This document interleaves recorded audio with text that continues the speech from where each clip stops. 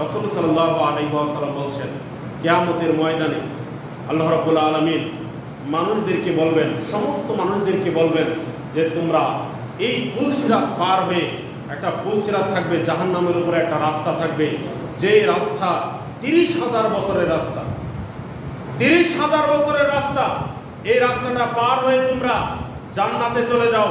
নিচে জাহান্নামের আগুন দাও দাও করে জ্বলছে এবং রাস্তাটা থাকবে একেবারে চিকন।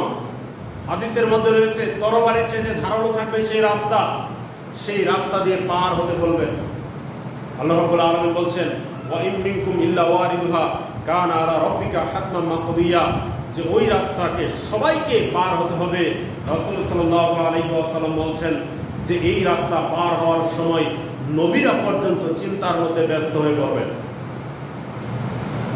পুলসিরাত পার হওয়ার সময় রাসূল সাল্লাল্লাহু আলাইহি ওয়াসাল্লাম বলছেন, এই পুলসিরাত পার হওয়ার সময় নবী আলাইহিস সালামগণ, আম্বিয়া কেরামগণ সকলেই চিন্তাগ্রস্ত হয়ে পড়বেন যে এই রাস্তাটা কিভাবে পার হওয়া যায়।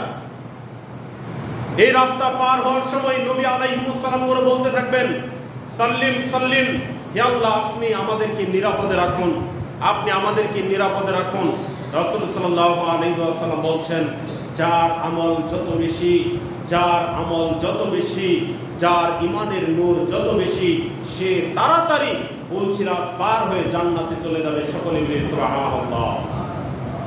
রাসূল সাল্লাল্লাহু আলাইহি ওয়াসাল্লাম বলছেন, কেউ বিদ্যুতের গতিতে মানুষের আমলের অনুযায়ী পুলসিরাত কিয়ামতের দিন পার হবে, কেউ বিদ্যুতের গতিতে পুলসিরাত পার হবে, কেউ উটের পিঠে চড়ার গতিতে পুলসিরাত পার হবে, কেউ ঘোড়ার গতিতে, ঘোড়া যেরকম দৌড়ায় এই গতিতে পুলসিরাত পার হবে, কেউ আস্তে আস্তে করে হাঁটতে থাকবে, হেঁটে হেঁটে কেউ পার হবে।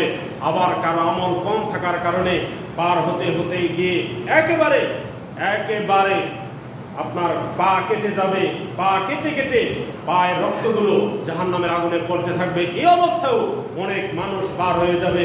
এই জন্য রাসূল সাল্লাল্লাহু আলাইহি ওয়াসাল্লাম বলছেন যে হে আমার উম্মতেরা, তোমরা কোনো সৎ কাজকে তুচ্ছ মনে করবা না, কোনো সৎ কাজকে তুচ্ছ মনে করা যাবে না।